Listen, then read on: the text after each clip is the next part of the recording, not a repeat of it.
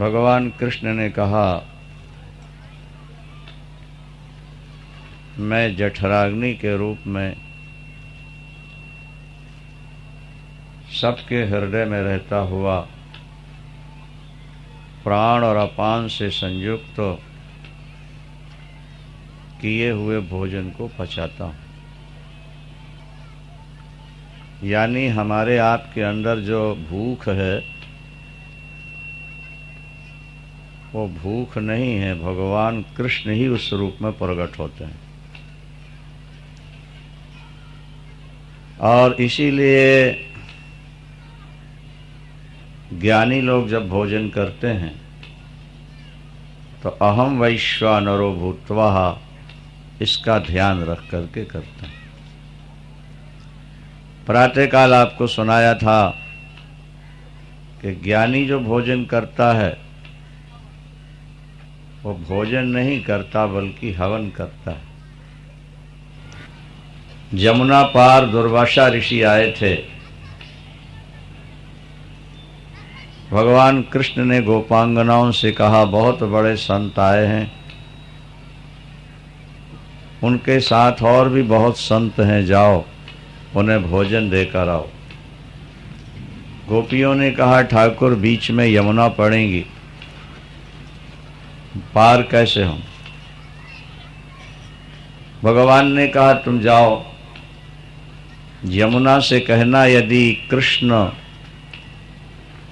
बाल ब्रह्मचारी हों, समस्त दोषों से विवर्जित हों, तो यमुने हमें रास्ता दे दो।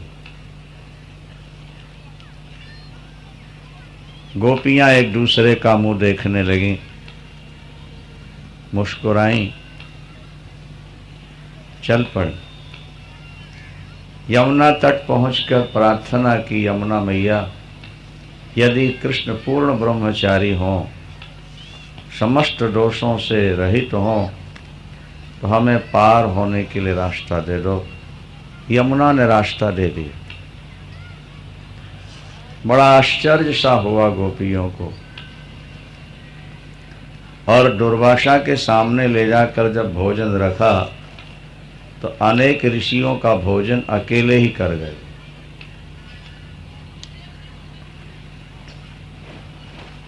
इस बाबा का पेट कितना बड़ा है, कितना खाता है। खिलाकर जब वापस लौटने लगी तो बोली कि बीच में यमुना पड़ेगी, महाराज हम कैसे पार हों? बोले, आए कैसे थी आप लोग? ये मंत्र बोलकर आई थी, भगवान समस्त दोषों से विवर्जित बाल ब्रह्मचारी यति हो तो रास्ता दे दो, सत्य के आधार। अच्छा, तो हमसे दूसरा मंत्र ले जाओ। तो क्या, यदि दुर्वासा ने जीवन में भोजन किया ही ना हो कभी, तो यमुना मैया रास्ता दे दो। अब बताओ, हमारी आंखों के सामने जो अनेक थालियों का सरका गया, वो कहता हमने कभी भोजन ही न किया हो, दुर्वासा दुर्बा खा के रहते हो। यमुना से प्रार्थना की, रास्ता मिल गया।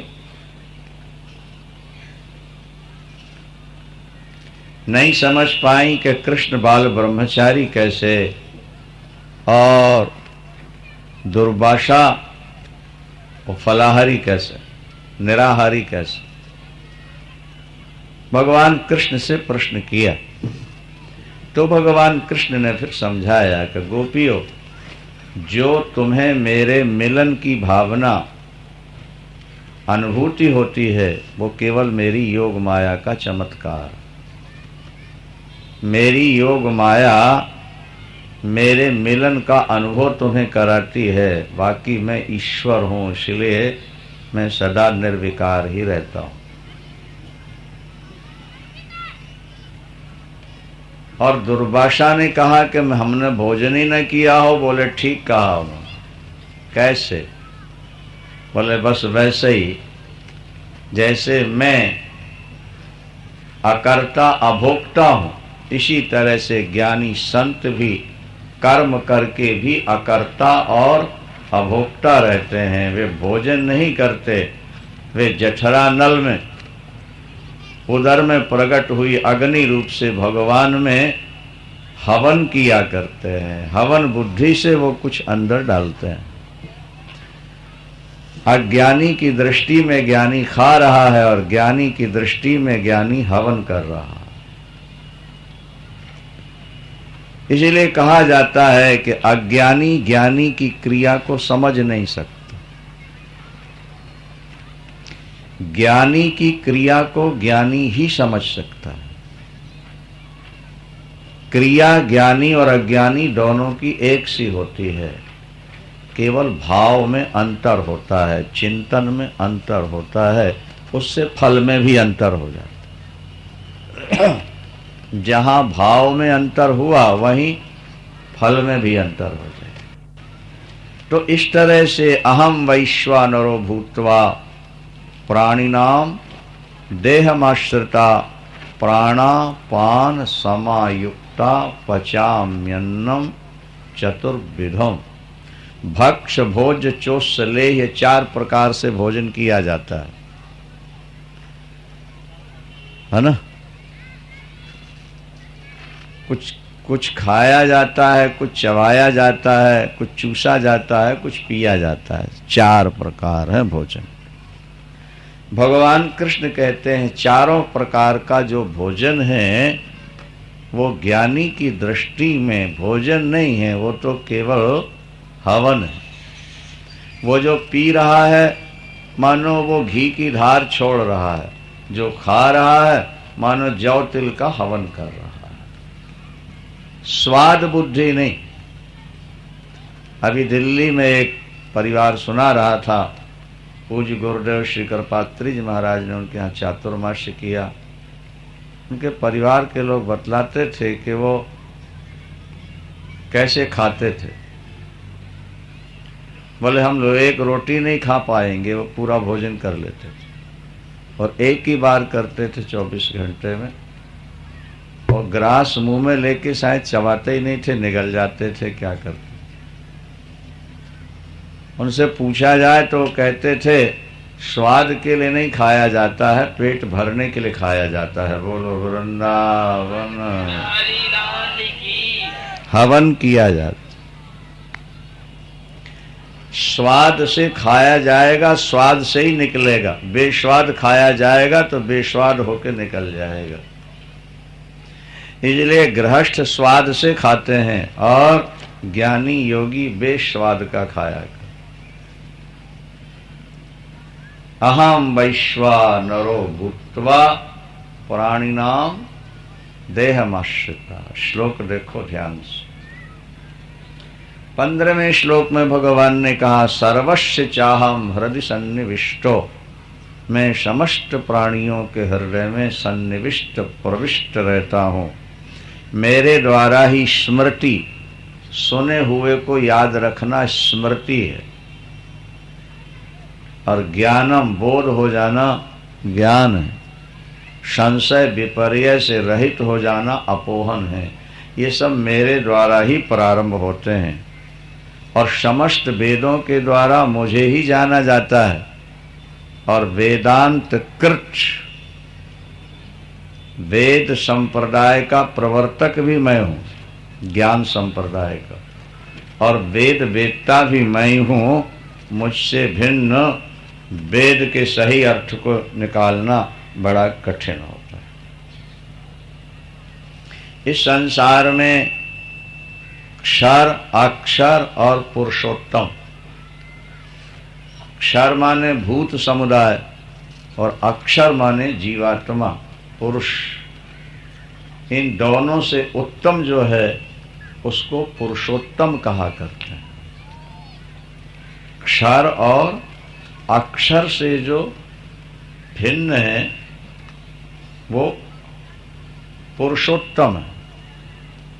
क्षर माने जो नाशवान है, प्रकृति, और अक्षर माने पुरुष। इन दोनों से उत्तम है पुरुषोत्तम। मैं पुरुषोत्तम हूं, भगवान कृष्ण कहते हैं। उत्तमा पुरुषस्त्वन्या परमात्मा इति उदाहरता यो लोकत्रय मा विश्व विभर्त्य व्यय ईश्वरा, जो तीनों लोकों में प्रविष्ट होकर के सबका शासक बना हुआ है। क्षर और अक्षर से उत्तम होने के कारण मुझको पुरुषोत्तम ऐसा कहा जाता है। और इस प्रकार जो व्यक्ति मुझे जान लेता है वह सर्वभावेनो अनन्य रूपेणो माम भजति, मेरा भजन करते हैं। ये गुह्यतम उपदेश मैंने तुमको सुना दिया, इसे समझ ले व्यक्ति तो कृतकृत्य हो जाता है। ये भगवान कृष्ण का दिव्य संदेश। कलयुग में ज्ञान की चर्चा बहुत है, अमली जीवन कम है। तुलसीदास जी ने अपनी रामायण में लिखा कि ब्रह्म ज्ञान बिनु नारी नर, ब्रह्म ज्ञान बिनु नारी नर करे न दूसरी बात, और कौड़ी लाग लोभ बस करें विप्र गुरु घात। माने कलयुग में वेदांती बहुत मिलेंगे, वो थ्योरिकली ज्ञानी होते हैं, प्रैक्टिकल रूप से ज्ञान किसी किसी के अंदर होता है। एक जगह ज्ञान की बड़ी चर्चा हो रही थी, किसी दूसरे ने कहा स्वामी जी ये आपके यहाँ कुर्सियां बेंचें बहुत हैं, एक दो हमारे आश्रम में भी भेज दी जाएं। बोले नहीं जा सकती हैं। तो बोले सवई ब्रह्म जब है तो ये आश्रम और वो आश्रम में भेद क्या रह गया? फिर बोलो वृंदावन। क्या मेरे चेले और तेरे चेले और मेरा आश्रम और तेरा आश्रम रहा तो ज्ञान कहाँ हुआ? तो बातों बातों का ज्ञान तो कलयुग में बहुत होता है, लेकिन अमली जीवन कहीं कहीं होता है। भगवान कृष्ण का चिंतन भजन पूजन वंदन करो, तुम्हें लक्ष्य की प्राप्ति हो जाएगी। 16वें अध्याय में भगवान कृष्ण दैवी और आसुरी संपत्ति का वर्णन करते हैं।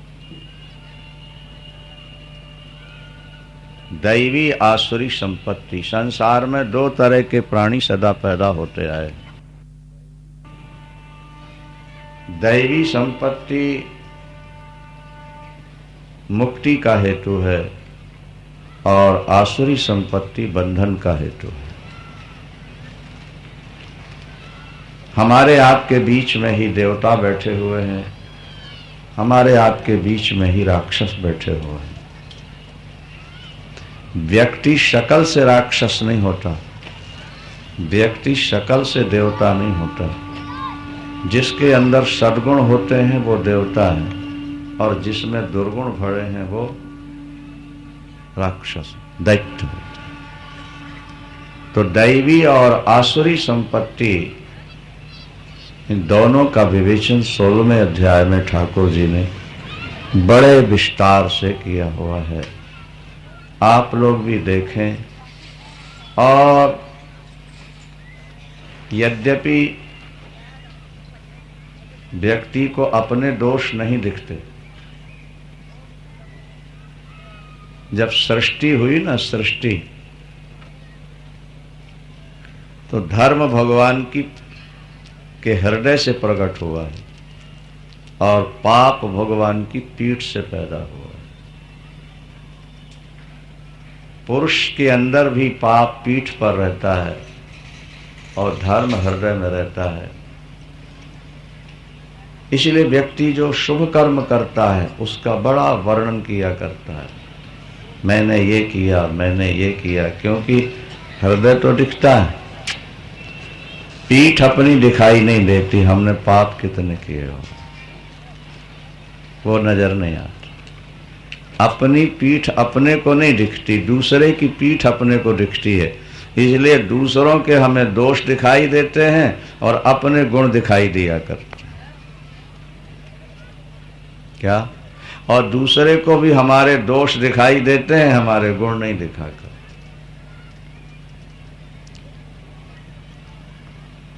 इस अध्याय को पढ़कर सुनकर देखना चाहिए।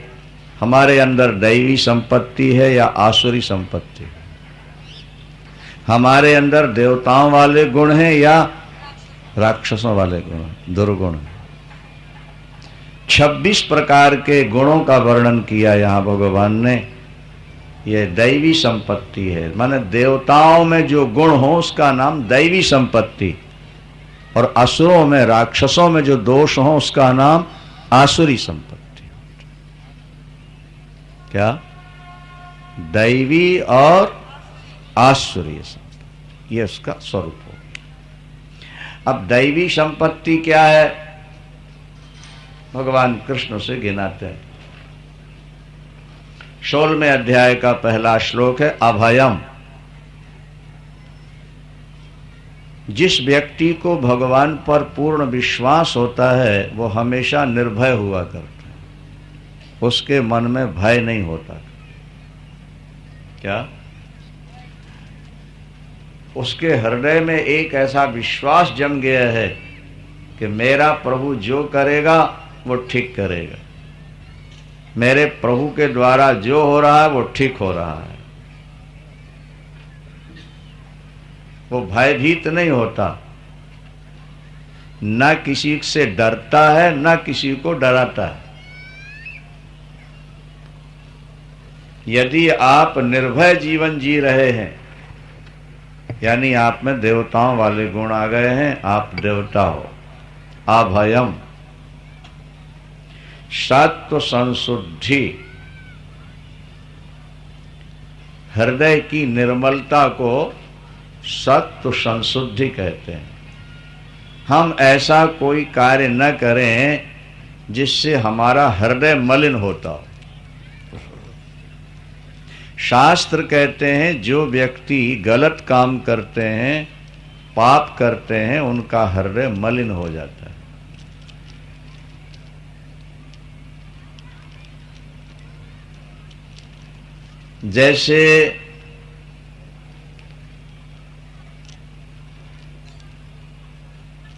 जैसे सूर्य के सामने, चांद के सामने बादल आ जाते हैं, इसी तरह गलत काम करने वाले के हृदय में पाप के बादल आते रहते।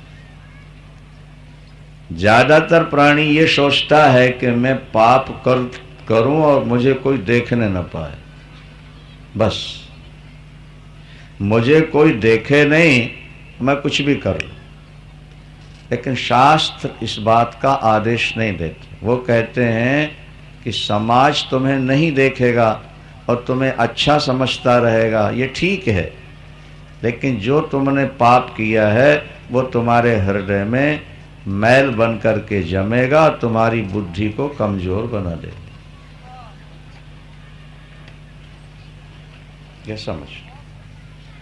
अगर तत्व ज्ञान तुम्हें प्राप्त करना है, भगवान का दर्शन करना है, प्रेमा भक्ति चाहिए, तो हृदय को निर्मल बना के रखना। हमारे यहाँ एक धर्मशास्त्र का श्लोक है, तस्मात् पापम न कुर्वीतो, तस्मात् पापम न कुर्वीतो, पुरुषः संसितव्रतः, समझदार व्यक्ति को पाप नहीं करना। महाराज कोई देखे ना और अपन ने कर लिया तो क्या गड़बड़ी है? बोले पापम प्रज्ञाम नाशयत,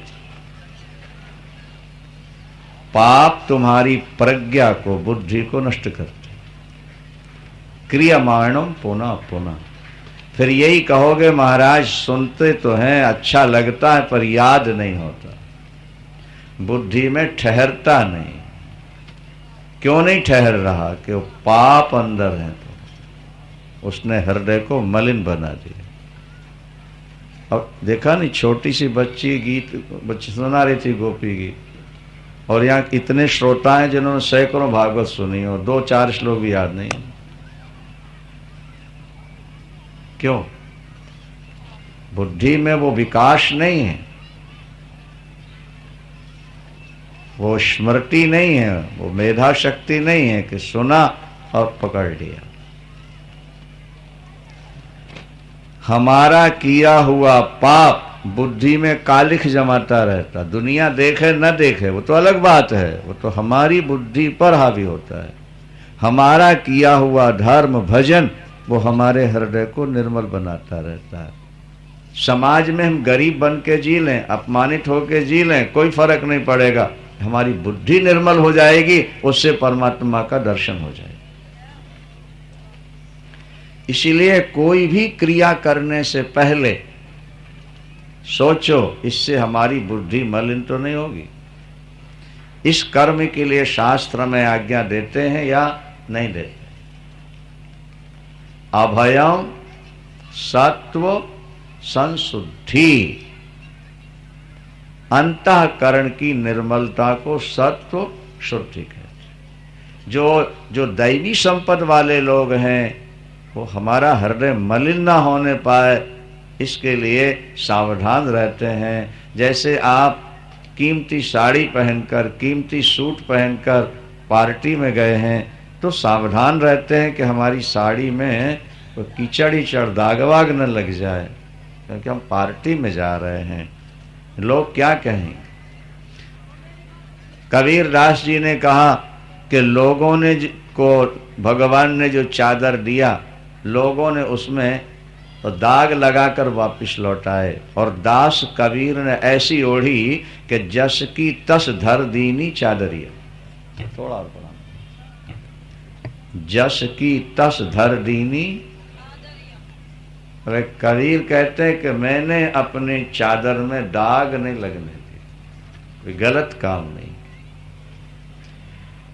समाज की आंखों से बचकर अगर हम पाप करते हैं तो उससे हमारी बुद्धि मलिन होगी। अभयम सत्व संसिद्धि ज्ञान योग व्यवस्थिति, और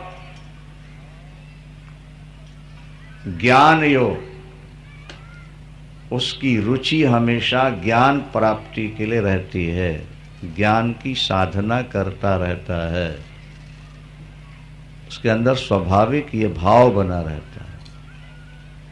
दानम, उसे दान देने में आनंद आता है।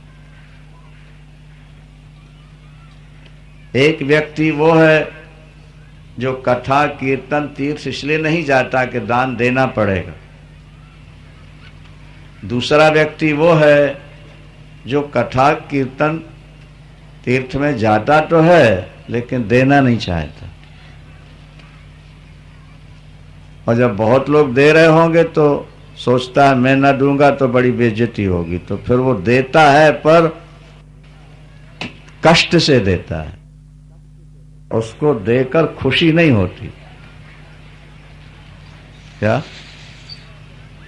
तीसरा व्यक्ति वो है जिसको देने में आनंद आता है, जिसका देने का स्वभाव बन जाता है। 17वें अध्याय का संभवतः 22वां श्लोक है, आप लोग देखेंगे।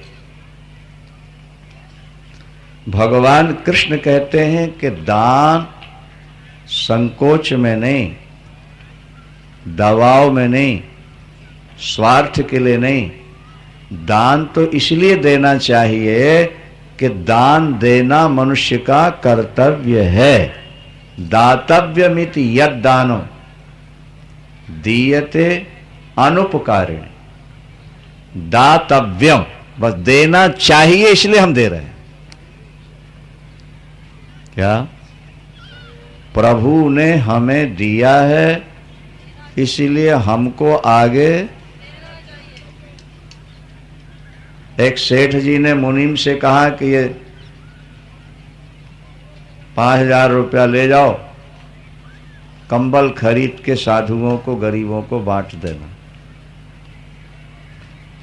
अब मुनीम अगर रुपयों को छुपा के रख लेता है, 1000 के कंबल बांटता है और उसमें भी देने का अभिमान करता कि मैंने कंबल दान किया, और सेठ से झूठ बोल देता है कि मैंने 5000 के कंबल दान कर दिए, वो ईमानदार है कि बेईमान है?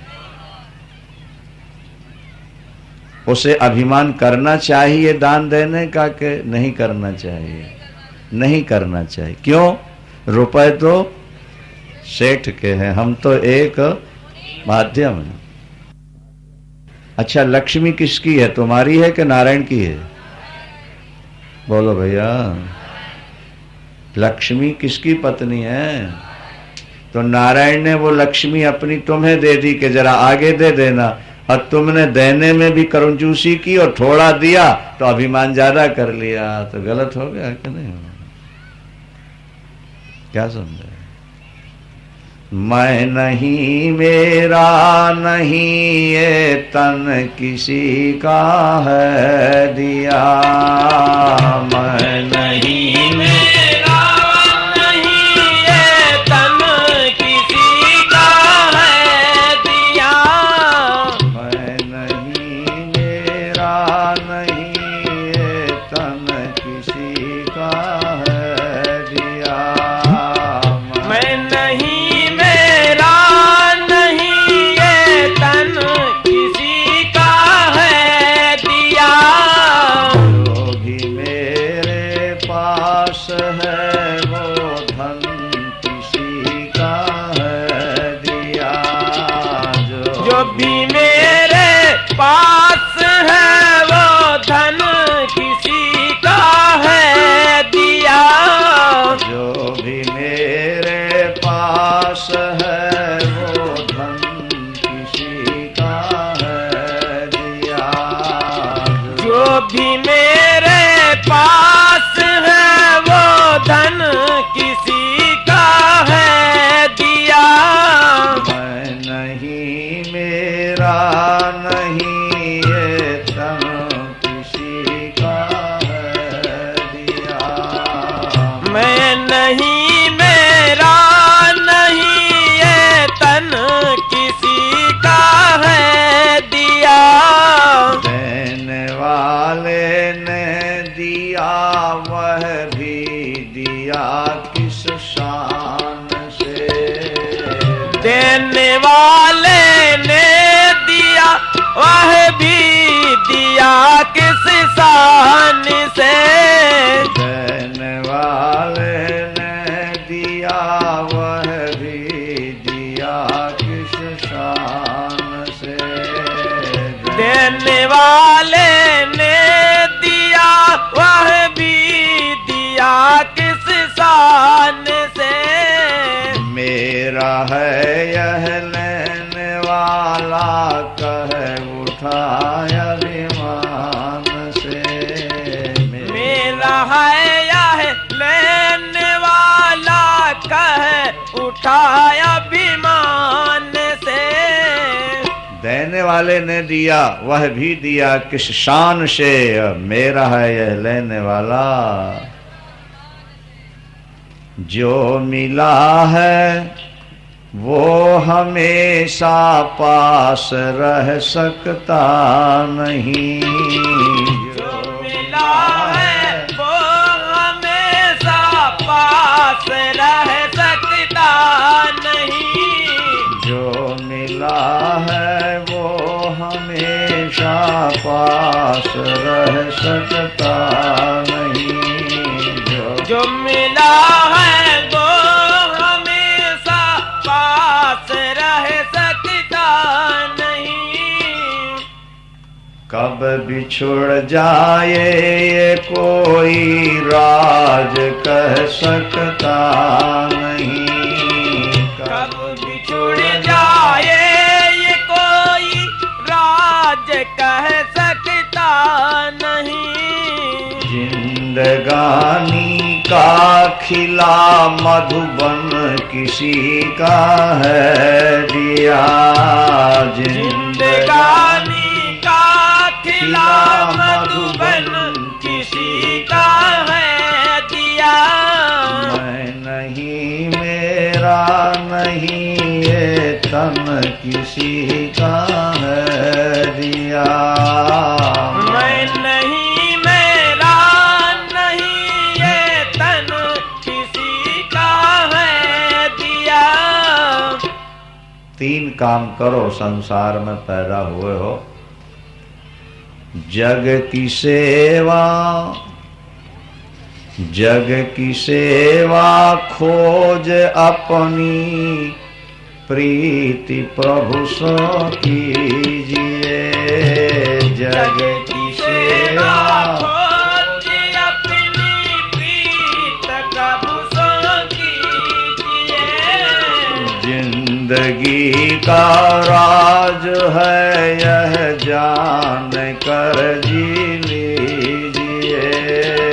जिंदगी का राज है यह जान कर जी लीजिए। जग की सेवा खोज अपनी, प्रीति प्रभु सो कीजिए। जिंदगी का राज है यह जान कर जी। मैं और मेरा कहने वाला मन किसी का है दिया, मैं नहीं मेरा नहीं ये तन किसी का। दान करना चाहिए, बस इस भाव से दान करो। भगवान ने तुम्हें इस योग बनाया है, तुम्हें योग मुनीम उसने समझा। ईमानदार मुनीम समझ के परमात्मा ने अपनी लक्ष्मी तुम्हारे घर भेज दी है। क्या? अब तुम्हारा फर्ज यह है कि ईश्वर ने लक्ष्मी जिस लिए भेजी है उसको आगे दो। दा अक्षर बहुत अच्छा है भाई रे। यशोदा जी में भी दा है, यशो। और बाबा नंद में भी दा है, नंद। और देवकी में भी देव है, देव। और बसु में भी देव है, वसुदेव। देव माने देते रहो और दा माने देते रहो। दानम, दान करने का जिसका स्वभाव बन गया है वो मनुष्य नहीं है, वो देवता है। क्या? भय रहते ही नहीं दिमाग में, बेटे का क्या होगा, कि पोते का क्या होगा, कि हमारा क्या हो, सोचते ही नहीं कभी। वो जो सोच करेगा वो ठीक हो। दानम दमश्च, इंद्रियों का दमन करते रहना। जो इंद्रियां मांगे वो नहीं देना, जो शास्त्र कहे वो देना। ये दैवी गुण है। दानम दमश्च यज्ञश्च, यज्ञ करते रहना। जगनेन जगनमय जंत देवाष्टानि धर्माणि प्रथमान्यत्। यज्ञ करना भी मनुष्य का कर्तव्य है। अभी श्राद्धों में कथा हुई थी गीता की ही पानीपत में। लाखों रुपया विनोद जी और उनके साथियों ने वहां खर्च किया, तो फिर यहाँ कर रहे हैं। द्वारिका जी की भी घोषणा कर रहे हैं। इस तरफ की हमारी कोई ऐसी कथा नहीं जिसमें 2, 4, 5 हजार रुपया उनके यहां से ना आता हो। कोई कथा नहीं। वो आए ना आए उनके पैसे पहुंच जाते। अभी अपनी जन्मभूमि में यज्ञ था तो हमने मांगा ही नहीं उनसे, विनोद से। हमने कहा आगे कुरुक्षेत्र में इतना ज्यादा खर्च करना। कृष्णलाल जी से कहा था भाई तुम दे दो कुछ, तो ये 1 लिफाफा की जगह 2 लेके पहुंच गए। हमने कहा दूसरा किसका है? बोले ये कृष्ण, ये विनोद जी ने भेजा। हमने कहा हमने तो मांगा ही नहीं उनसे, तो उन्हें कुरुक्षेत्र में बहुत खर्च करना है। बोले अब उनने दे दिया सो हमने आगे बढ़ा दिया। दानम दमश्च यज्ञश्च, यज्ञ करते रहना ये आपका कर्तव्य है। क्या? आप देवता हो यदि यज्ञ करते रहते हो। स्वाध्याय, धार्मिक आध्यात्मिक ग्रंथों को ही पढ़ते रहना ये स्वाध्याय। गंदी पुस्तकें पढ़ते रहना आसुरी संपत्ति है। अश्लील साहित्य पढ़ते रहना ये आसुरी संपत्ति। कई लोगों के यहाँ उपन्यासों के ढेर है, हमारा ढेर लगे, और जब वो पढ़ने बैठते तो खो जाते। फिर न खाने की सुध न पीने की सुध है, पढ़ रहे, बड़ा स्वाद आता है, मोटी मोटी पुस्तकें। गलत है भाई, गलत है। स्वाध्याय करना तो गीता, रामायण, सुख सागर, वेद भागवत, इनका स्मरण। प्रतिदिन धार्मिक ग्रंथ पढ़ के ही सोना है। स्वाध्याय, जपम, क्या जप करके ही भोजन करना। अच्छा देखो, भोजन और भजन, इसमें ओ की मात्रा लग गई भा में तो क्या हो गया, बोलो, और नहीं लगी तो। अच्छा तो पहले भा लिखा जाता है कि मात्रा पहले लगाई जाती है? हाँ, पहले लिखा जाएगा, फिर लगाएंगे ओ की मात्रा। तो पहले हुआ भजन और बाद में हो गया भोजन। पहले करो भजन और बाद में करो।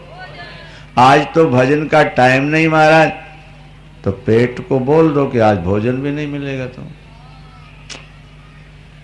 एक महिला ने हमसे कहा, महाराज हम कोशिश बड़ी करती हैं लेकिन सुबह नींद नहीं खुलती हमारी। हमने कहा अच्छा हम युक्ति बता देते हैं, एकदम नींद खुल जाया करेगी। बताइए। तुम संकल्प ले लो गंगा जल लेकर हाथ में कि जिस दिन 4:30 बजे नींद नहीं खुलेगी उस दिन हम चाय नहीं पिएंगे। वाह वाह वाह, फिर तो टाइम पीस घड़ी सिराने के बगल में रख गई, बड़ी तेज हाथ जिसमें आवाज थी। और 4 महीने बीत गए। महिला से हमने पूछा क्या हुआ, बोले महाराज एक दिन भी नागा नहीं हुआ। क्यों? बोले मणि राम घबराए रहते थे कि अगर नहीं उठे तो चाय नहीं मिलेगी, इसलिए उठना है। 4 महीने का संकल्प कराया था, 5वें महीने फिर बोले वही 6 बजे। बोलो वृंदावन।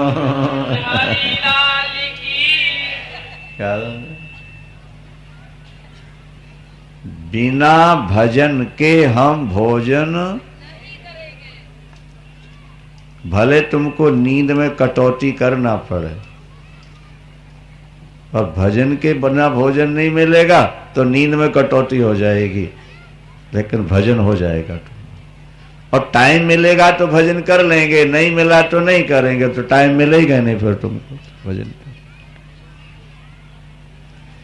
भजन करके भोजन करना दैवी संपत्ति। जो बिना स्नान किए भोजन करते हैं वो मैला खाते हैं।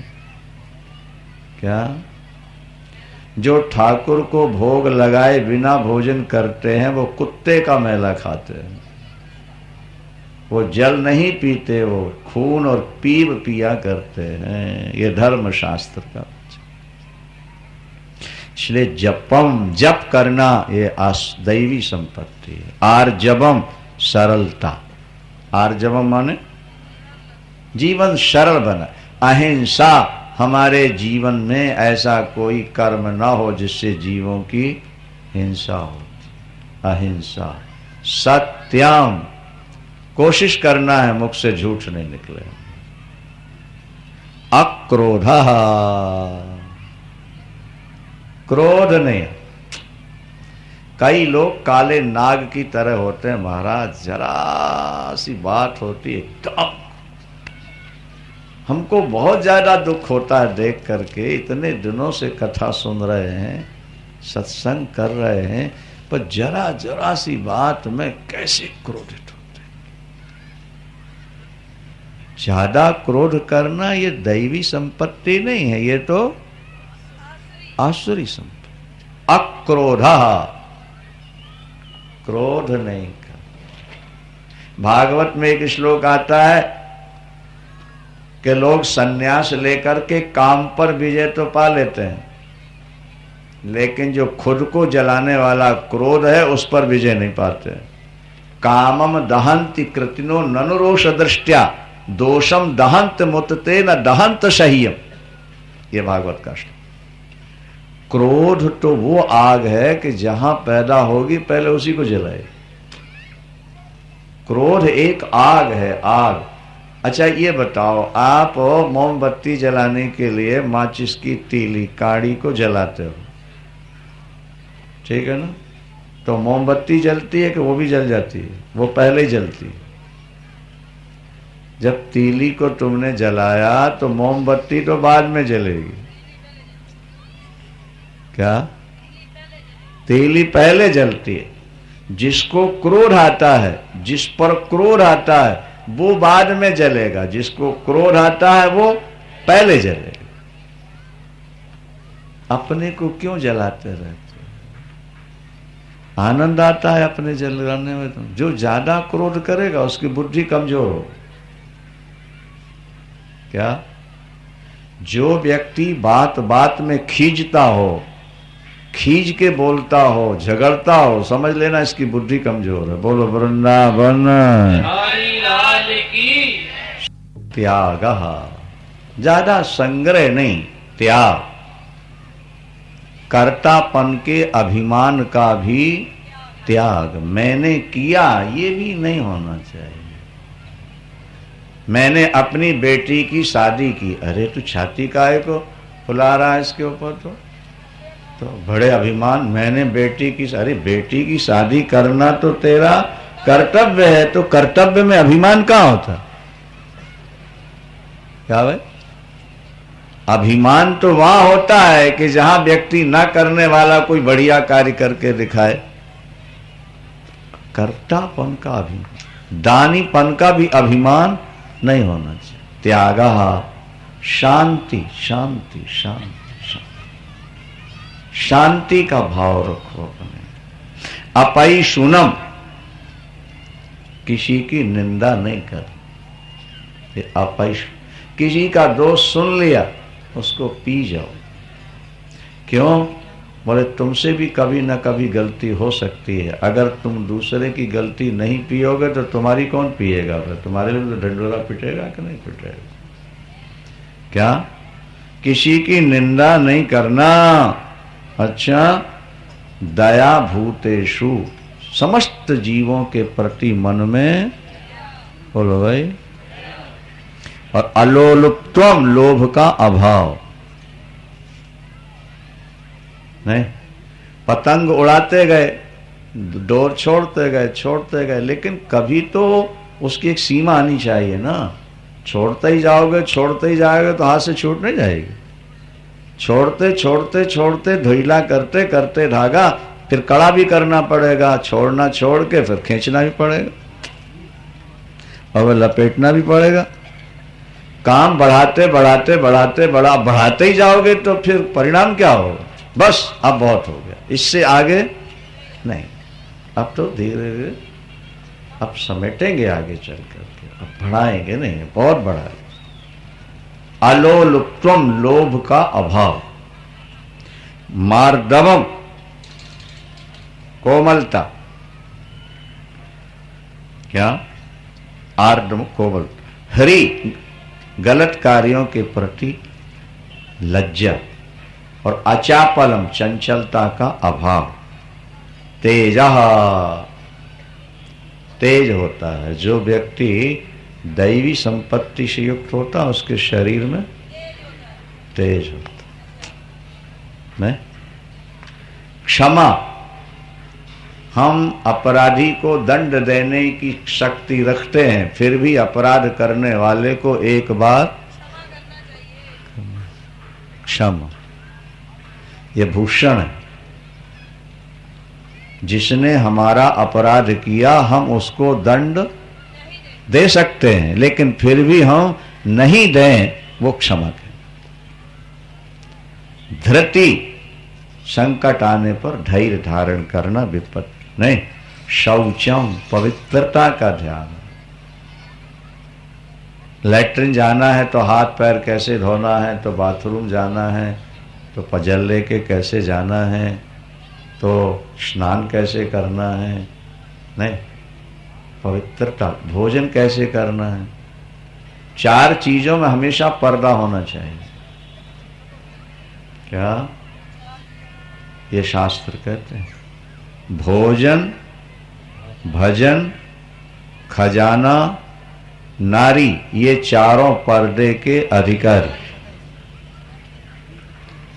नारी पर्दे में रहे सो भला है भैया। ये जो सिर खोल के बैठती है ना, देखो समर्थन हो रहा है, ये बड़ा गड़बड़ मामला है। बोलो क्या समझ? अब हमने कह दिया तो पल्ला ऊपर आ गया, कथा से गए तो फिर गिर जाना, उसमें क्या तो ज्यादा इसका वो चमत्कार नहीं।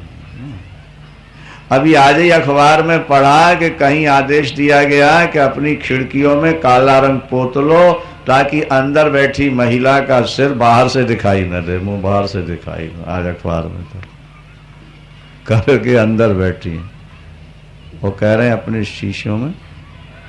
और होना चाहिए, इन चार को पर्दे में रहना ही अच्छा है। माला जपोगे ना तो उसको छुपा के, और नोट तुम्हारे पास है तो दिखा के नहीं, उनको भी। और भोजन पर दूसरे की दृष्टि न पड़े, गंदे लोगों से छुआ न जाए, गंदे लोगों के द्वारा बनाया न जाए, ध्यान रखना। अगर गंदा व्यक्ति भोजन बनाएगा, खिलाएगा, तो उसकी गंदगी के संस्कार तुम्हारे मन पर आ जाएंगे। समर्थन होता रहता, बढ़िया बात कर देता है। वेद में लिखा है आहार शुद्धौ सत्व शुद्धि। जब तक तुम्हारा आहार शुद्ध नहीं होगा तब तक हृदय शुद्ध नहीं हो सकता। शौचम, पवित्रता का ध्यान रख। अब चमड़े का पट्टा कमर में बांधे हैं, चमड़े का पर्स लेके घूमते रहते हैं, और आरती करनी है तो उसी हाथ से आरती भी करते हैं, मंदिर में भी जाते हैं, और चमड़े का पट्टा कमर में बंधा है और हवन भी कर रहे हैं बैठ के। देवी भागवत में लिखा है कि चमड़े में हाथ लग जाए और बिना धोए अगर देवता की पूजन की वस्तु हाथ से छू लिया तो चमड़े के कुंड में ही नरक में डाले जाएंगे, और चमड़े ही चमड़ा बांस में पड़े रहे। क्या? लेकिन अब वो चमड़े का पर्स हमेशा ही हाथ में लगाए रहते हो, तुम्हारे हाथों में सारा चमड़ा के परमाणु नहीं भर जाएंगे। नहीं, एक कमर में चमड़े का पट्टा नहीं बांधो। रैगजीन आजकल विज्ञान ने बड़ी तरक्की कर ली है, कपड़े के भी बहुत बढ़िया मैच कलर पट्टे बन सकते हैं। कई वैष्णवों ने हमको दिखाया, बोले महाराज देखिए हमने कपड़े के पट्टे बनवाए और उसी कपड़े के जिसका सूट है, इतना बढ़िया मैच कलर है, और बोले फटता भी नहीं जल्दी। लेकिन आपको तो दूसरों की नकल करनी है। अब बैग है, अब चमड़े का बैग लिए घूमते रहते, हर समय चमड़ा हाथ में रहे तो चमार। बोलो वृंदावन। क्या? हर समय जिसके हाथ में चमड़ा है वो पवित्रता, शौचम। क्या समझे भाई? शौचम, पवित्रता का ध्यान। वही कपड़े पहन के लेटरिन जा रहे हैं, वही कपड़े पहन के पूजा कर रहे हैं, वही पहन के मंदिर जा रहे हैं, गलत है। लेटरिन के कपड़े अलग होते हैं, बाजार जाने वाले अलग होते हैं, और पूजा करने वाले अलग रहने चाहिए। शौचम, शौचम माने पवित्रता का ध्यान रखो। अद्रोहो, किसी से द्रोह नहीं करना। नातिमानिता, अभिमान नहीं करना। भवंति दैवी संपदम दैवीम, ये 26 गुण गिनाए गए, ये देवताओं वाले। जिसके अंदर ये गुण है वो देवता है, और जिसमें ये नहीं है वो कौन है? वो दैत्य है, वो राक्षस है, वो असुर है। असुर शब्द की व्याख्या क्या है? असुसु अनात्म पदार्थेषु प्राणेषु रमन्ति इति असुरा। जो शरीर को ही आत्मा मान करके शरीर के भरण पोषण श्रृंगार में ही जिंदगी बिता रहे हैं, वो असुर कहलाते। शरीर के और सुरा किसको कहते हैं, देवता किसको कहते हैं? जो परमात्मा को पाने का प्रयास करते रहते हैं वे दंभो दर्पोभिमानश्च। अब आसुरी संपत्ति का लक्षण सुन लो। दंभ, दर्प माने घमंड, और अभिमान, क्रोध और कड़वे वचन। कड़ुआ जो बोलता है ना, वो समझ लो कि राक्षस ही है। मीठी बाणी बोलिए मन का आपा खोए। मीठी बाणी बोलिए मन का आपा खोए। अभिमान छोड़कर, आपा माने अभिमान। मीठी बाणी बोलिए मन का आपा खोए, औरन को शीतल करे आपू ही शीतल हो। औरन को आपू ही शीतल हो। क्रोध, कड़ुआ वचन नहीं बोलो। कोशिश करो, कोशिश करो। अरे तोरे हमेशा है ओ, ये राक्षसों की भाषा है। राधे राधे भाई जी, भैया जी, बहन जी, गल सुनो। देवताओं की भाषा, मुस्कुरा के बोलना, मीठा बोलना, नहीं ये अच्छी बात। जरा सी गलती किसी ने कर दी और तुमने उठा के चम्मच ही मार दी, तुमने उठा के चप्पल ही मार दी, तो एकदम क्रोध शुरू। ये अच्छी बात नहीं, इसको रोकने का प्रयास कर। कड़ुआ वचन, हम बार बार कहते हैं कि नाग की पत्नी है नागिन और पंडित की पत्नी है पंडितानी। चाहे अंगूठा छाप हो ले, पंडितानी हो जाती है। पंडित की पत्नी तो है ना, नहीं समझ में आई। पढ़े चाहे एक क्लास ना हो, डॉक्टर की पत्नी डॉक्टरानी हो ही जाती है। जो मेडिसिन का पता ही नहीं है और कहलाती है डॉक्टर नहीं हो। तो बाण की पत्नी है बाणी। धनुष से जो निकलता है ना, वो क्या है बोलो? उसकी पत्नी वाणी कहते हैं। जैसे बाण किसी के हृदय में चुभता है, इसी तरह वाणी भी दूसरों के हृदय में चुभा करती है। इसलिए इस वाणी को जरा संभाल के बोला करो। पारुष्यम, ठीक है। अज्ञानम, ज्ञान का अभाव, ये आसुरी संपत्ति। जिनके अंदर दैवी संपत्ति है उनका फल क्या होगा? बोले वो भगवान के पास जाते हैं। जिनके पास जीवन में दैवी संपत्ति है वो, और जिनके अंदर आसुरी संपत्ति है, बोलो, वो बार बार बंधन में आते हैं, जन्म और मृत्यु के चक्कर में पड़ते हैं। अर्जुन थोड़ा सोचने लगा कि मेरे अंदर दैवी संपत्ति है कि आसुरी है। तो भगवान ने कहा, अर्जुन तुम डरो नहीं। क्या? तुम आसुरी संपत्ति में नहीं हो, तुम तो दैवी संपत्ति में पैदा हो। उसको लगा कि मैं लड़ने खड़ा हुआ हूँ, कहीं मैं आसुरी संपत्ति। देखो कितने सावधान होते थे पहले के लोग।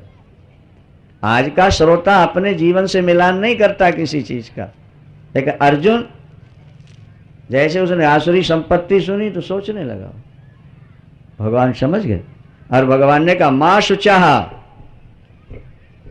देखो श्लोक देख लो, मां शुचः, 5वें श्लोक है। अर्जुन तुम सोच नहीं करना, क्योंकि तुम तो दैवी संपत्ति में पैदा हो। मां सुजा संपदम दैवी अभिजात्युषु पांडव। तुम तो दैवी संपत्ति में पैदा हो। अच्छा, आसुरी संपत्ति का विस्तार से वर्णन सुनो। अभी तो संक्षेप में मैंने बताया। अच्छा, आसुरी संपत्ति वाले जो होते हैं ना वो प्रवृत्ति को जानते हैं ना निवृत्ति को जानते हैं। किन कर्मों से हम फंसेंगे और किन कर्मों से हम बंधन से मुक्त होंगे, इस बात को वो निवृत्ति प्रवृत्ति का पता ही नहीं है। बस वो तो काम करने के लिए पैदा हुआ है। जैसे घोड़ा टांगे में चलने के लिए, जैसे खोता भोजा ढोने के लिए पैदा हुआ है, इसी तरह वो लोग जिंदगी में काम करने के लिए पैदा होते हैं। बस काम करना है। जब से होश संभाली और जब तक होश गंवाई नहीं तब तक काम ही करना है। उनको ना प्रवृत्ति का पता है और ना निवृत्ति का। न शौचम, उनके यहाँ पवित्रता नहीं, उनके यहाँ संडास में नल नहीं होता, कागज के टुकड़े रहते हैं, बोले पोंछ पाछ के बाहर आ जाओ, कोई बात न शौचम। वो स्नान करें न करें कोई फर्क नहीं पड़ता। वृंदावन हरि लाल की क्या न शौचम ना पिचाचारो, उनके आचार विचार नहीं होता।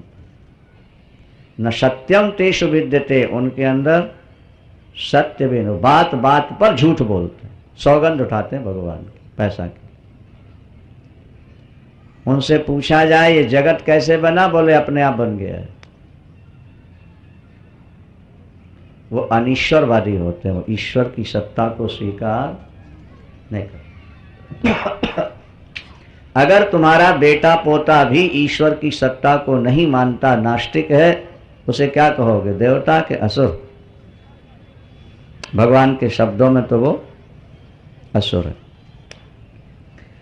वो नास्तिक हो जाता है, आसुरी संपत्ति वाला नास्तिक होता है। जगदाहु रनीश्वर। अच्छा, ईश्वर नहीं है संसार को बनाने वाला, तो संसार बन कैसे गया?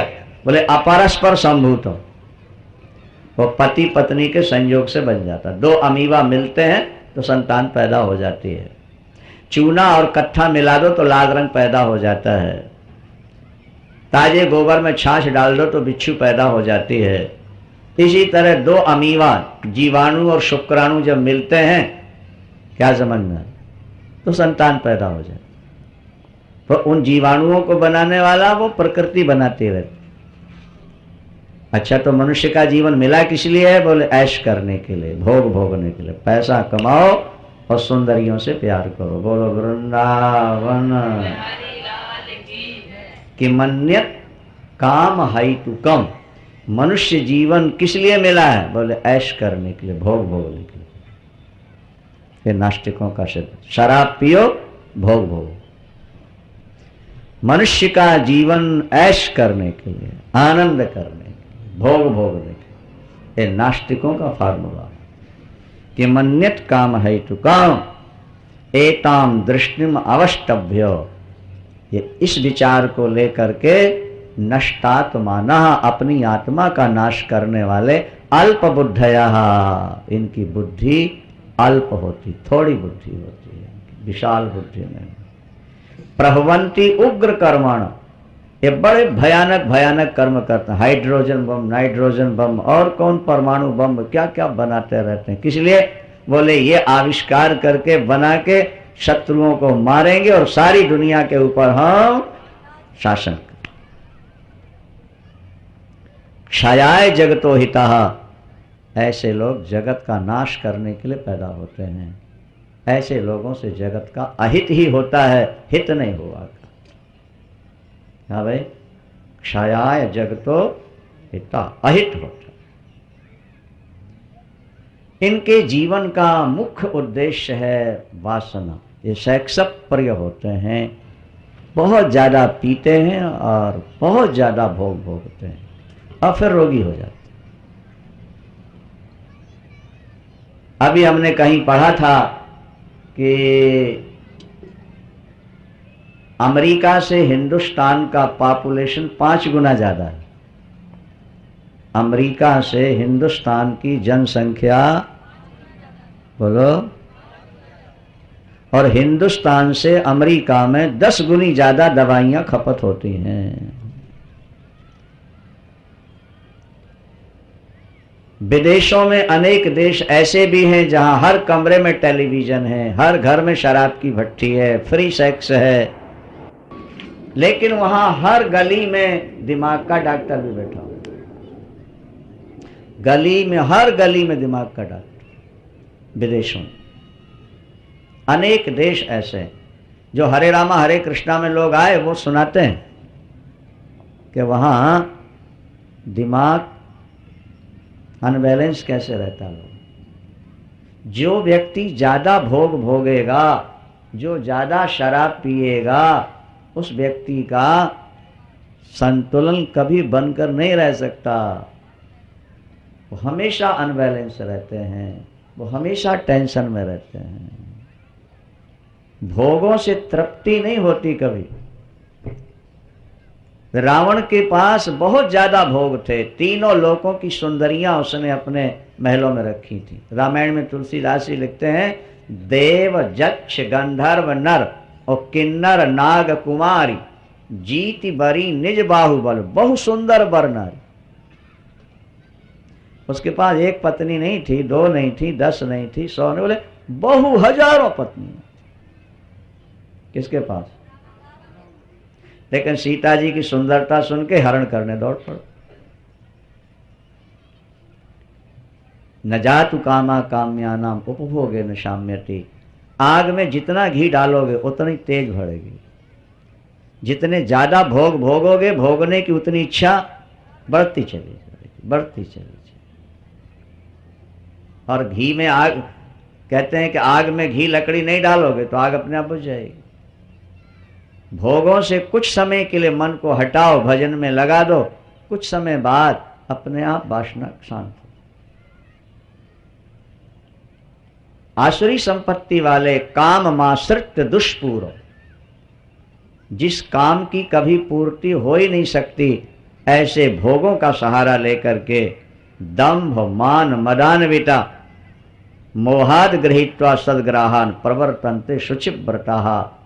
ये अपवित्र संस्कारहीन लोग पैसा कमाने के लिए जी जोर से जी जान से कोशिश करते हैं, क्योंकि भोगों की प्राप्ति बिना पैसे के नहीं होती।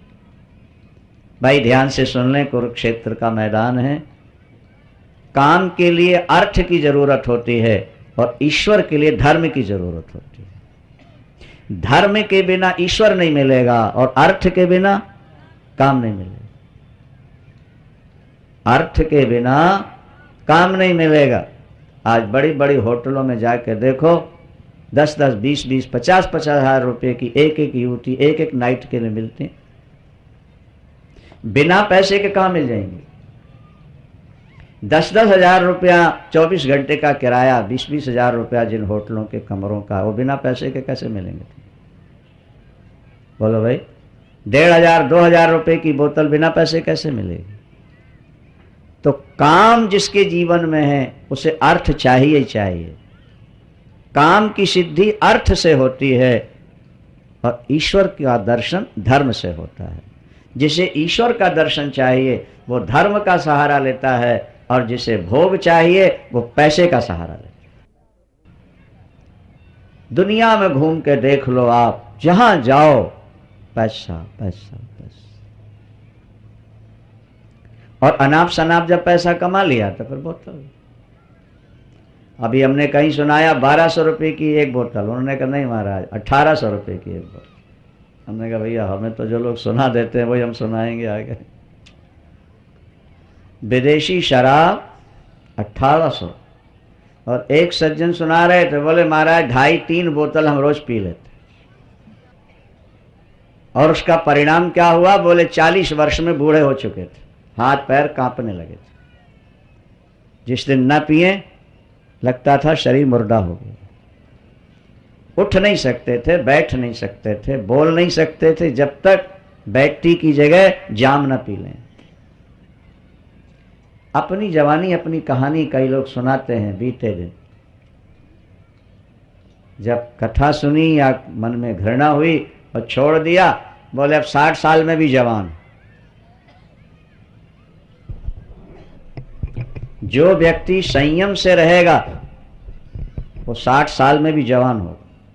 अपने यहाँ की एक लोकोक्ति है, आपने सुना हो, साठा पाठा। नहीं सुना कभी आप? साठा पट्ठा कहते हैं ना, पट्ठा है तो जवान पट्ठा।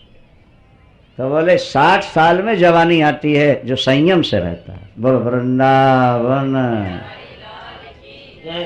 वो 60 साल में भी पट्ठा है, पाठा, साठा पाठा पट्ठा। और वो 30-40 में भी बूढ़ा हो चुका है, विषयों में फंसा हुआ। भोगे रोग भयं, भोग से रोगों का भय है बहुत ज्यादा। देखो, काम माशिष्ट दुष्पूरन रंधुमान, चिंता मपरिमेयांच, इनके अंदर बड़ी चिंता है। आप सोचते हो धनवान सुखी है, शास्त्र कहते हैं धनवान गरीब से भी ज्यादा दुखी है। अब बोलो, आपका निर्णय सही है कि शास्त्र का निर्णय सही है? महाधनी सदा भीतो, महाभारत का श्लोक। महाधनी, जो जितना ज्यादा धनवान है वो उतना ज्यादा टेंशन में। और गुरु नानक देव जी की शब्द तो आप लोग हमेशा सुनते ही रहते हो, बड़े बड़े जे दिखे लोग, तिनका व्यापे चिंता रोग। गरीब को तो पेट भर मिल गया, नंगा खुदा से चंगा, बढ़िया पड़ा मस्त, लेकिन धनवान को चैन नहीं। एक श्रीमान जी का ड्राइवर हमको मिला, बात बात में ले जा रहा था हमको, कहीं बात चल पड़ी, बोले महाराज हम तो बड़े सुखी। मैं कैसे? बोले 2000 रुपया महीना मिलता है, स्टेयरिंग पकड़ लिया तो 5, 7, 8 घंटे काम करना, 10 घंटे जो मालिक ले ले। जहाँ स्टेयरिंग छोड़ी, अब महाराज भोजन किया, वो बढ़िया नींद आती है, मौज है, अपने तो बाल बच्चे अपने पल रहे। और उन्होंने कहा तुम्हारे सेठ जी? बोले महाराज बहुत दुखी हैं। बोलो वृंदावन। अरे उन्हें क्यों दुखी है? बोले महाराज उनके पलंग के चारों तरफ 5-7 फोन रखे हुए, कभी किसी की घंटी बजती है, कभी किसी की घंटी बजती है, यहाँ तक कि लैट्रिन में भी उन्होंने फोन लगवा रखा है। और अब मोबाइल चल गया तो वो गाड़ी में बैठे भी उससे बात करते रहे, वो हल्लो हल्लो हल्लो करते, उनका दिमाग हिलता ही रहता है। रात को लेटे नींद आने वाली, घंटी बज गई, हल्लो हल्लो हल्लो।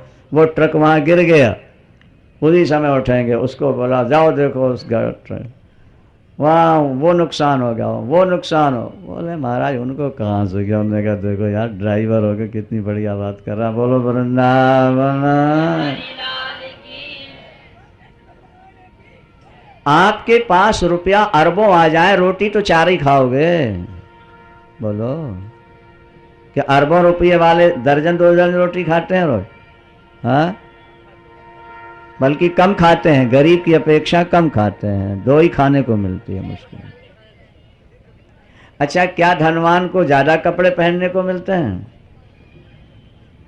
क्या धनवान की आयु लंबी हो जाती है? क्या धनवान को बुढ़ापा देर से आता है? बोलो, तुम्हारे कुरुक्षेत्र में 10 मकान है, 10 में सोओगे कि 1 में सोओगे? हाँ, 1 मकान में सोओगे कि 1 कमरे में सोओगे? हाँ, पूरे कमरे में कि 1 बिस्तर में?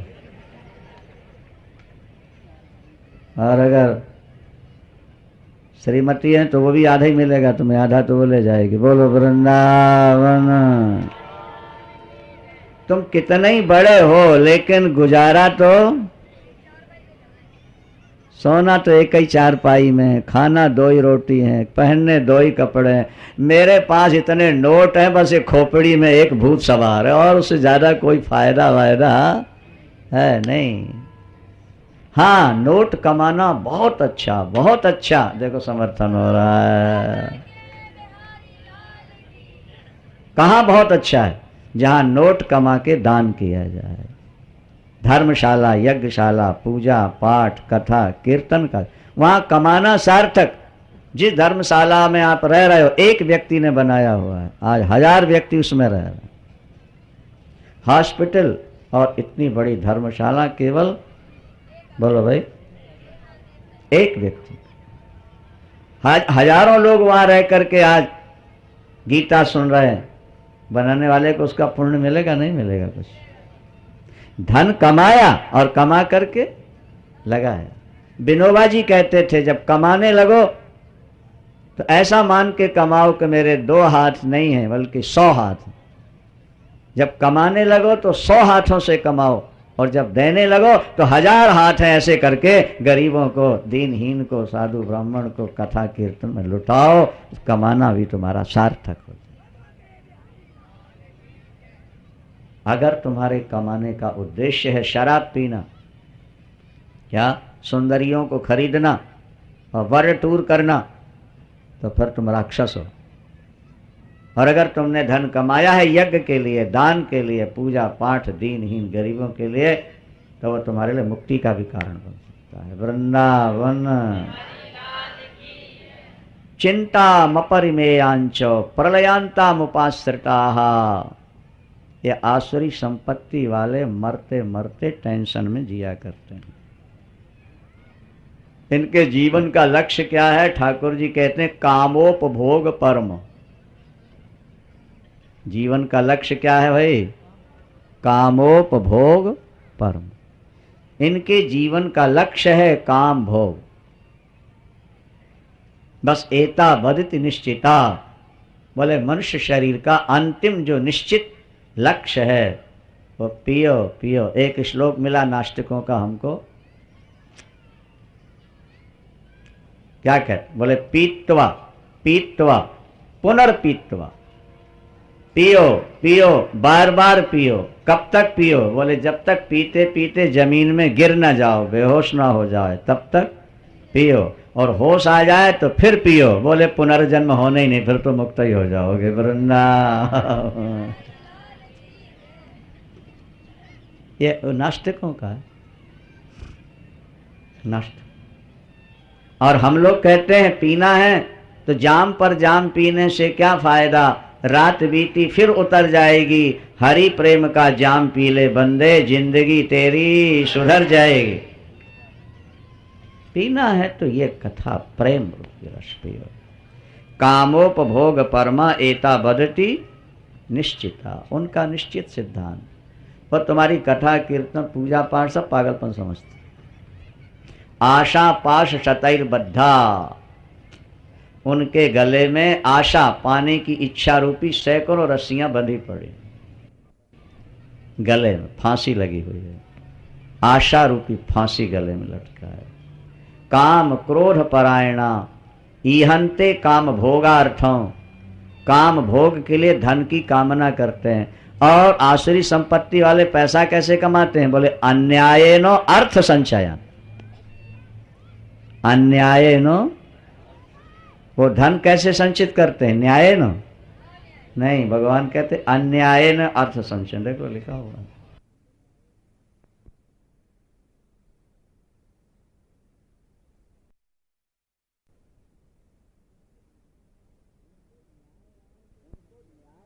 उनको न्याय वाय से कोई मतलब नहीं। उनको तो किसी तरह से नोट मिलना चाहिए। सुखी राम, बड़े सुखी राम, बाद में हो गए दुखी राम। बोलो वृंदावन। नोट भर भर के भर भर के। राय साहब शिक्षों में बंद, सश्रम कारावास, 10 साल की कैद। नहीं, अन्यायेनो अर्थ संचयान। ये अन्याय से पैसा कमाते हैं। पैसा कमाना बुरा नहीं है, न्याय से कमाओ और धर्म में लगाओ। अन्याय से कमाना और सुरा सुंदरी में गंवा देना ये आसुरों का लगा, आसुरी संपत्ति वाला। अन्यायेनो अर्थ संचयान, ये श्लोक भगवान। और ये आसुरी संपत्ति वाले क्या सोचते रहते? बोले इद मध्यो मया लब्धम। इतना मैंने कमा लिया। गिनते रहते ना, कैलकुलेट करते रहते। इतने का प्लाट खरीदा, अब कितने का हो गया? इतनी फैक्ट्री बनाई, अब कितने की हो गई? माल इतना दिया, कितना बच गया? यही होता रहता है। भक्त तो नाम जपते हैं, ये पैसा गिनते रहते।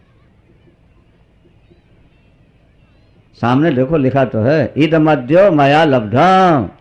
मैंने आज इतना, इमम प्राप्त से मनोर, इतना और कमाऊं।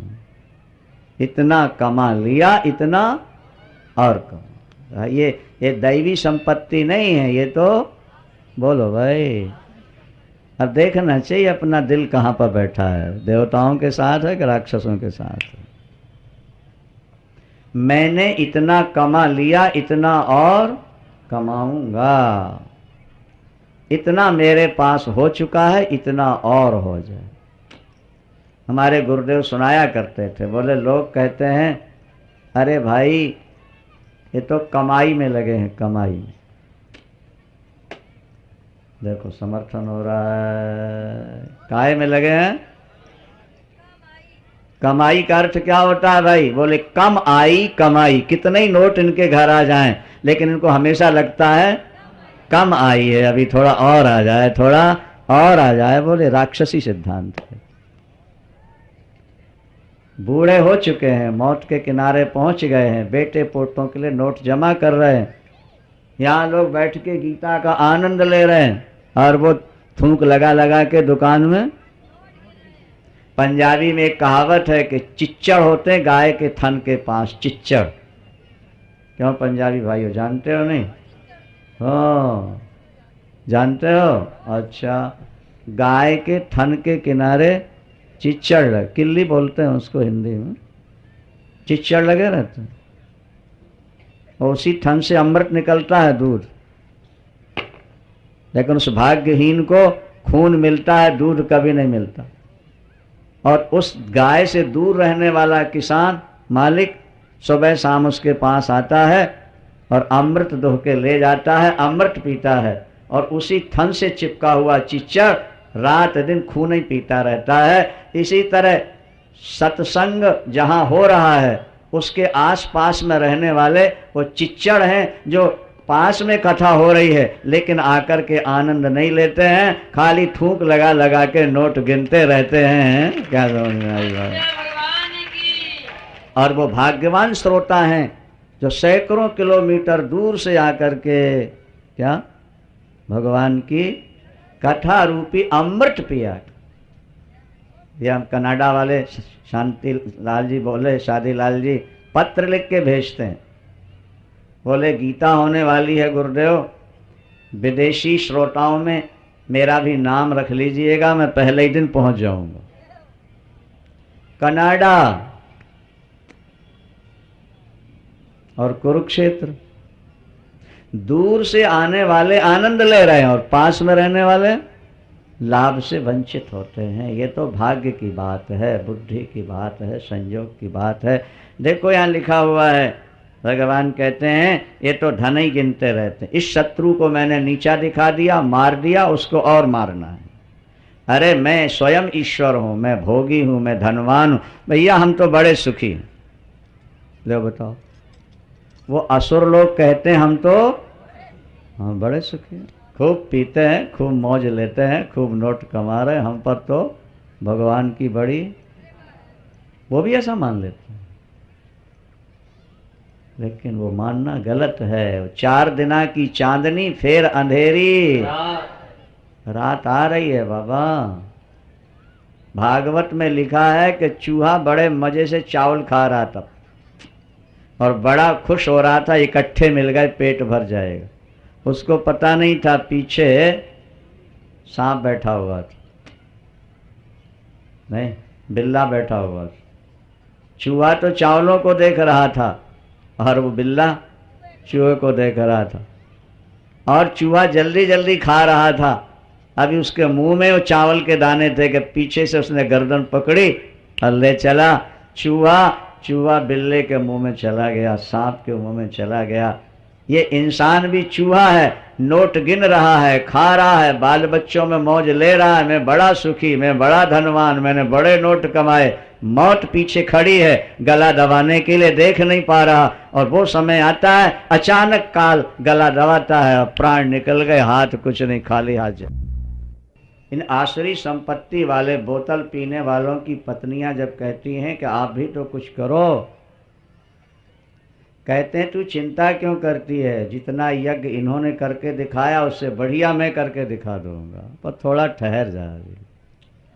क्या मैं भी यज्ञ करूंगा और मैं भी बहुत दूंगा। अनेक चित्त विभ्रांता, ये एक चित्त नहीं है, अनेक चित्त, मोह जाल समावृता। ये तो मोह रूपी जाल के अंदर फंसे पड़े हैं ये आसुरी संपत्ति वाले, और प्रशक्ता काम भोगेशु, ये काम और भोग में आसक्त हैं। भगवान कहते हैं तो गंदे से गंदे नरक में जाने वाले जीव हैं। पतंती नरके शुचौ, अपवित्र नरकों में ये गिरते हैं। ये भगवान का वचन है तुम्हारे कुरुक्षेत्र के मैदान। हमने आपसे कहा कि धर्म क्षेत्र है, क्षेत्र माने खेत है, ये तो धर्म करने वाली भूमि है। ये जैसे किसान के पास खेत होता है उपजाऊ, जो बोता कई गुना होता है, ये धर्म क्षेत्र है, ये धर्म रूपी खेत है। यहाँ जो कर लोगे अच्छा काम, वो तुम्हें आगे कई गुना होकर के प्राप्त होगा। बोलो वृंदावन। नरक में जाएंगे ये अभिमानी होते हैं, घमंडी होते हैं, धन और माद के मद में अंधे रहा करते हैं। ये अगर ये यज्ञ करते भी हैं तो नाम मात्र का दिखावा करते हैं, अपनी वाहवाही लूटने के लिए या किसी को नीचा दिखाने के लिए। अहंकार, बल, दर्प, काम, क्रोध के वश में होकर के ये दूसरों की आत्माओं को कष्ट देते हैं। वो दूसरों को नहीं देते, वो मुझे कष्ट दिया करते हैं। ऐसे दूसरों से द्वेष करने वाले मूर्खों को, राक्षसों को मैं शीघ्र ही अपवित्र नरकों में भेज दिया करता हूँ।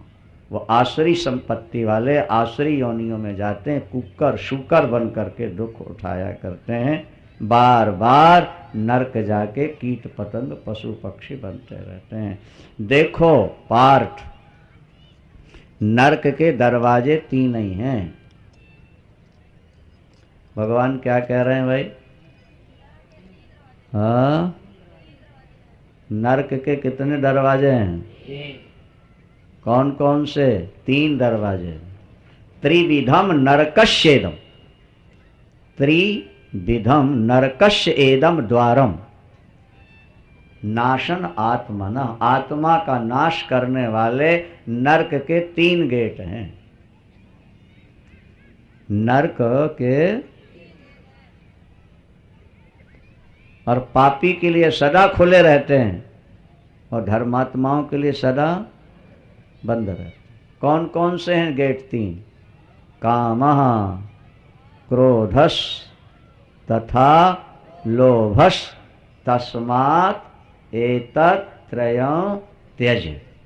इन तीनों का त्याग कर दो, आदेश देते हैं भगवान। इन तीनों का कर दो। वासना को दबाओ, क्रोध को दबाओ, लोभ पर विजय प्राप्त करो। बहुत कमा लिया, अब बेटे अपने पैरों खड़े हो चुके हैं। ये बात सफेद बाल वालों से कही जा रही जो डाई वाई करा के बैठे हैं। बोलो वृंदावन। बेटों को बड़ा बना दिया, बेटे अपने पैरों खड़े हो चुके, उसके बाद भी अगर तुम घर में फंसे पड़े हो तो फिर तुम आसुरी संपत्ति वाले हो, तुम दैवी संपत्ति वाले नहीं कहे जा सकते। समझ? घर का काम करो फॉर्मेलिटी के रूप में, भगवान का भजन करो हृदय से। लेकिन बुढ़ापे में भी तुम्हारी स्थिति उल्टी है, तुम भजन करते हो फॉर्मेलिटी के रूप में और नोट संभालते हो हृदय से। बेटों से प्यार करते हो हृदय, जैसे कभी ना छोड़ना हो इनको। क्या समझे? अभी हमने किसी भगत को फोन करवाया कि भैया घर थोड़ा थोड़ा छोड़ने की आदत बनाओ, नहीं तो इकट्ठे ही छोड़ना पड़ेगा तो बड़ा कष्ट होगा। बोलो वृंदावन। हाँ, अच्छा चलो आ गए तो खुशी की बात है तुम्हारे कहने से। घर को छोड़ना ही है, इसलिए पहले ही से थोड़ा थोड़ा छोड़ने की, बोलो भाई, आदत बनानी चाहिए। लड़की, छोटी लड़की की जब शादी होती थी, अब तो बड़ी लड़कियों की होती है, तो पहली बार गई सो गई, फिर साथ ही आना, साथ ही जाना, साथ ही खाना।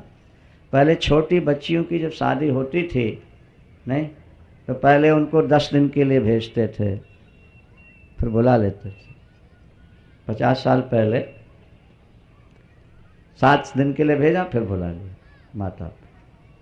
महीना 15 दिन यहाँ रही, फिर 15 दिन के लिए भेज दिया, फिर 1 महीने के लिए बुला लिया, फिर महीने के लिए भेज दिया, फिर 15 दिन के लिए।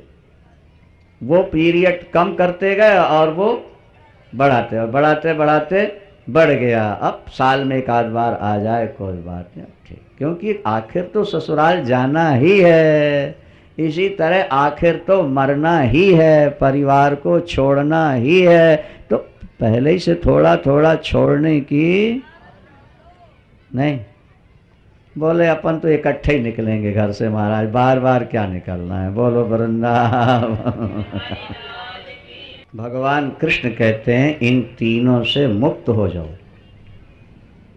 इन तीनों से एतैर विमुक्ता। क्या लिखा भाई? एतैर कौन्तेय तमो द्वारैस्त्रिभिर नरः। इन नरक के दरवाजों से मुक्त हो जाओ, बच जाओ। गीता के 5वें अध्याय में भगवान ने कहा कि जो व्यक्ति मृत्यु से पहले पहले काम, क्रोध और लोभ के वेग को रोक लेता है, वो दुनिया का सबसे बड़ा योगी है और सबसे ज्यादा सुखी है। शक्नोतिहैव यः सोढुं प्राक् शरीर विमोक्षणात् काम क्रोधोद्भवम वेगम। काम और क्रोध के वेग को जो सयुक्ता है वो योगी है, ससुखी नरः वो सबसे ज्यादा। हम कामोपभोग को ही सबसे ज्यादा सुख मानते हैं, लेकिन भगवान कहते इनको छोड़ दोगे तो सबसे ज्यादा सुखी हो जाओ। भागवत के 11वें स्कंद में उन्होंने पूछा दुनिया में सबसे बड़ा दुख क्या है? बोले काम सुख की इच्छा सबसे बड़ा दुख है। और सबसे बड़ा सुख क्या है? बोले काम। सबसे बड़ा तप क्या है और सुख क्या है? भगवान ने कहा काम सुख की इच्छा छोड़ दो, सबसे ज्यादा सुखी रहोगे। सुख की विषय भोगों के सुख की जो इच्छा है वही दुख है, और वो इच्छा खत्म हो जाए तुम सदा सुखी। संग्रह दुख का हेतु है, संसार का चिंतन ही दुख देता है। गाढ़ी नींद में आज तक किसी को दुख नहीं मिला, और परिवार, दुकान और घर का चिंतन करके सदा किसी को आज तक सुख नहीं। ठीक है गलत है? बोलो आप। गाढ़ी नींद में संसार छूट जाता है, इसलिए आनंद आता है, और जागृत अवस्था में परिवार को हम पकड़े रहते हैं, इसलिए तनाव रहता है। इन तीनों को छोड़ दो, अब फिर भजन करोगे तो मेरी प्राप्ति हो जाएगी। भगवान कृष्ण कहते हैं जो शास्त्र विधि का त्याग, इन श्लोकों पर स्वामी जी बहुत जोर देते थे, दोनों पर। यह शास्त्र विधि मुत्सृज्य, जो व्यक्ति शास्त्र विधि का त्याग करके मनमाने ढंग से काम करता है, उसको न सिद्धि मिलती है, न सुख मिलता है, न परलोक में गति मिलती। देख लो। इसलिए अंतिम श्लोक में ठाकुर जी ने कह दिया तस्मात् शास्त्रम प्रमाणम ते, तेरे लिए अंतिम शास्त्र ही प्रमाण है। क्या करना है क्या नहीं करना, इसके लिए अंतिम प्रमाण। अच्छा, एक व्यक्ति कहता हमारे गुरुजी ने ऐसा कहा, तो हमने कहा कि गुरु तो लाखों हैं और सब अलग अलग बात कहेंगे, तो निर्णय कैसे होगा? क्या है? इसीलिए निर्णय तो शास्त्र। वकील कितने तर्क और कोटेशन दे दे जज को, लेकिन जजमेंट तो वो संविधान की धारा के अनुसार ही करेगा। वो किसी के तर्कों से प्रभावित नहीं होता, सुन लेता है उनके तर्क, और उसके बाद फिर वो अपने विधान की धारा देखता है। इस व्यक्ति ने ये गलत काम किया, उसके लिए शास्त्र संविधान ने ये दंड की व्यवस्था की है। यदि इसने किया है तो वकील कितने तर्क दे, वो नहीं मानता हो, निर्णय दे। इसी तरह बाबा वाक्यम प्रमाणम नहीं, तस्मात् शास्त्रम प्रमाणम ते, तुम्हारे लिए अंतिम प्रमाण शास्त्र हो।